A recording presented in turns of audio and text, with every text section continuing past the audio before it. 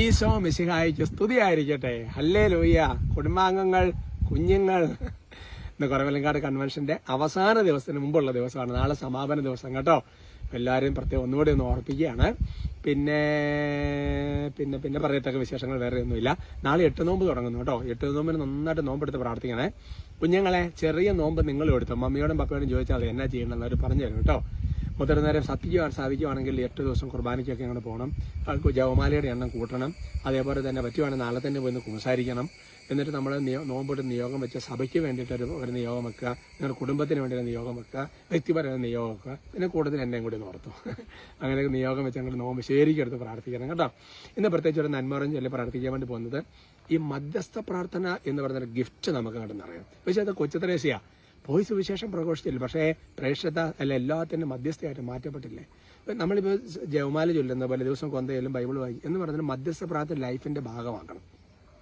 അത് നമുക്കിപ്പോൾ ഞാൻ ഒരു ശുശ്രൂഷ ഉണ്ടെങ്കിൽ പ്രാർത്ഥിക്കുന്നു എന്നുള്ളതല്ല. ശുശ്രൂഷ ഉണ്ടെങ്കിൽ എല്ലാ ദിവസവും കുറേ സമയം മധ്യസ്ഥ ലോകത്തിന് വേണ്ടി, കരുണ തോന്നാൻ വേണ്ടി, സഭയ്ക്ക് വേണ്ടി, വൈദികർക്ക് വേണ്ടി, തകർന്നു വന്ന ആത്മാക്കൾക്ക് വേണ്ടി, ഭരണകൂടത്തിന് എല്ലാത്തിനും പ്രാർത്ഥിക്കുക.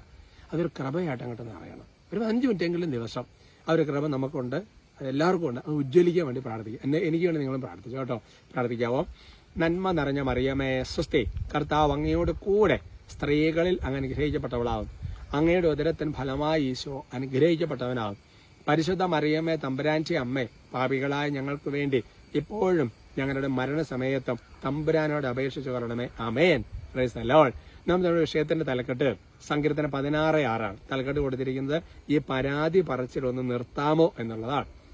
വീട്ടിലെ ഇടയ്ക്കിടയ്ക്ക് പറയുന്നൊരു സാധനമാണല്ലോ അത്. ചിലപ്പോൾ ഈ സെന്റൻസ് തന്നെ ഇതേപോലെ നിങ്ങൾ അങ്ങോട്ടും ഇങ്ങോട്ടും പറഞ്ഞിട്ടുണ്ടാകാൻ സാധ്യതയുണ്ട്.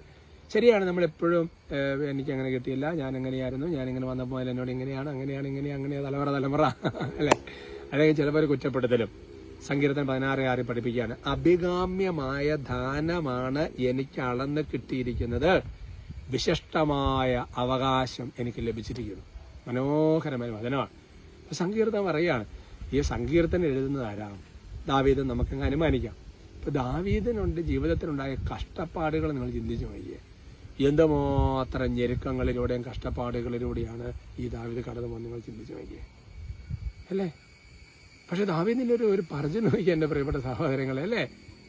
ആ സാവൂള് ഒരു തെറ്റും ചെയ്യാതെ സാവൂളിന്റെ പീഡനം ആദ്യത്തെ ഒരു കാലഘട്ടം ഒന്നുമില്ല. ഗോലിയാത്തിനെ വായിച്ചപ്പോൾ പിന്നെ സാവൂൾ രാജാവ് തുടർന്ന കാര്യത്തെ പ്രശ്നം, രാജാവായതിനു ശേഷമുള്ള പ്രശ്നങ്ങൾ അല്ലേ. അവസാന കാലഘട്ടത്തിലെ മക്കൾ എന്തൊക്കെ പ്രശ്നങ്ങളാ.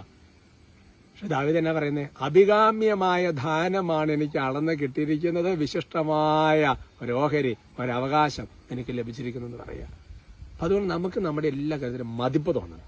നമ്മുടെ കുടുംബത്തെക്കുറിച്ച് എനിക്ക് നല്ല കാര്യം കുറവൊക്കെ ഉണ്ടെങ്കിലും ദൈവം നല്ല അളന്ന് എനിക്ക് ബെസ്റ്റ് ആയിട്ടുള്ള ഒരു ജീവിത പങ്കാളിയെ തന്നിരിക്കും. നല്ല മക്കളെ ദൈവം തന്നെ. കാര്യം ഒരു കുറച്ച് കുഴപ്പക്കാരൊക്കെ ആയിരിക്കും, പക്ഷെ ദൈവം നല്ലൊരു ഓഹരി എനിക്ക് അളന്ന് തന്നിട്ടുണ്ട്. എന്നെ സ്വർഗത്തിൽ കൊണ്ടുപോകാൻ, എന്നെ രൂപപ്പെടുത്താൻ പറ്റിയ ആൾക്കാരെയൊക്കെ ആയിരിക്കും ദൈവം ചേർത്ത് വെക്കുന്നത്. ഇപ്പോൾ സന്യാസ സഭയിലാണെങ്കിലും അങ്ങനെയൊക്കെ തന്നെയാണ്. അതുകൊണ്ട് എന്ത് മേഖലയിൽ അങ്ങനെയാണ്. അപ്പം അതുകൊണ്ട് എൻ്റെ പ്രിയപ്പെട്ട സഹോദരങ്ങളെ, നമ്മൾ പലപ്പോഴും കമ്പയർ ചെയ്യും. അവർക്കതെല്ലാം കൊടുത്തു, നമുക്കൊന്നുമില്ല. പിന്നെ നമുക്ക് അതായത് ഉള്ളത് കൊണ്ട് തൃപ്തിപ്പെടുന്നതിന് ദൈവഭക്തി വലിയ നേട്ടമാണെന്ന് പത്രോസ് പഠിപ്പിക്കുന്നുണ്ട് അല്ലേ. ഹെബ്രായ ലേഖനത്തിലെ വചനമുണ്ട്. ഒന്നിനൊരു തൃപ്തിയില്ലാത്ത അവസ്ഥ വരരുത്. നമുക്കൊരു സന്തോഷം ഉള്ളത് കൊണ്ട് നല്ലൊരു സന്തോഷം, സംതൃപ്തി. അങ്ങനെയുള്ളവർക്ക് ദൈവഭക്തി ഇല്ലെങ്കിൽ ഈ ദൈവഭക്തിയിൽ പോലും പരാതി പറച്ചിലും പ്രാർത്ഥനയൊക്കെ ആയിരിക്കും. പ്രാർത്ഥനയിൽ തന്നെ ഒരു പരാതി പറച്ചില. ഞാൻ ഇത്രയും പ്രാർത്ഥിക്കുക, എനിക്ക് അങ്ങനെ ഇരിക്കും എന്നല്ല. അവിടെ സൂപ്പർ വചനമല്ലേ, അഭികാമ്യം ആയ ദാനം ആളെന്ന് സൂപ്പറായിട്ട് കിട്ടും. പ്രധാനം പറയുന്നത് നമുക്ക് സ്ഥലമൊക്കെ ആളത് ഇപ്പോൾ നമ്മളെ ഇച്ചിരി ഒതുക്കി എന്നൊക്കെ വിചാരിച്ചോ, സംഭവമൊക്കെ ശരിയായിരിക്കും. പക്ഷെ നിങ്ങൾ ഓർക്കേണ്ട, ദൈവം മനസ്സറിഞ്ഞ സാധനം തന്നല്ലേ. ആ ദൈവത്തിന് ഈ സാധനത്തിൽ നിന്ന് എന്താ പറയണത്, പിന്നെ ഒരു സാധനത്തെ ഒരു കൂണ് മുളപ്പിക്കുക അല്ലേ, അല്ലാതെ സ്വർണ്ണ തരികൾ ഉണ്ടാക്കാൻ ദൈവത്തിന് പറ്റിയാൽ ഇതൊക്കെ. അതുകൊണ്ട് നമ്മൾ എല്ലാത്തിനെ കുറിച്ച് നമുക്ക് ആ ഒരു പോസിറ്റീവായിട്ടുള്ള ഒരു കൃപയുടെ അഭിഷേകമാണ്. പക്ഷെ അനുഗ്രഹിക്കട്ടെ കേട്ടോ. എനിക്ക് ആ കാര്യത്തിൽ അതെല്ലാം എനിക്ക് നല്ലൊരു സന്തോഷം, തൃപ്തി. ദൈവം തന്നെല്ലാം സൂപ്പറായിട്ടുണ്ട് അല്ലേ. നമുക്ക് സ്തുതിക്കാം. Hallelujah, hallelujah, hallelujah, hallelujah. കർത്താവെ, ഞങ്ങളങ്ങ് സ്തുതിക്കുന്നു, ആരാധിക്കുന്നു, നന്ദി പറയുന്നു. കർത്താവായ ദൈവമേ, നല്ല ഞായറാഴ്ച ദിവസം ഇവർക്ക് വേണ്ടി പ്രത്യേകം പ്രാർത്ഥിക്കുമ്പോൾ എൻ്റെ കർത്താവേ, നാളെ മുതൽ 8 നോമ്പ് ഒന്നായിട്ടിട്ട് പ്രാർത്ഥിക്കാനൊരു പ്രത്യേക അഭിഷേകം കൃപയും നിറയട്ടെ എന്ന് അനുഗ്രഹിക്കുന്നു. 2, മധ്യസ്ഥ പ്രാർത്ഥന ഒരു വരമായിട്ട് കിട്ടാൻ. കർത്താവ് മണിക്കൂറുകൾ ഈശോയുടെ സന്നദ്ധിയിലിരുന്ന ലോകത്തിന് വേണ്ടി കണ്ണുനീരോടെ പ്രാർത്ഥിച്ച മഹാവിശുദ്ധരുടെ ഒരു അഭിഷേകത്തിന്റെ പകർച്ചയുണ്ടാകട്ടെ. ഈശോയുടെ നാമത്തിലൊരു കൃപ ഇവരിലും എന്നിലും ഒരുപോലെ നിറയട്ടെ എന്ന് അനുഗ്രഹിക്കുക.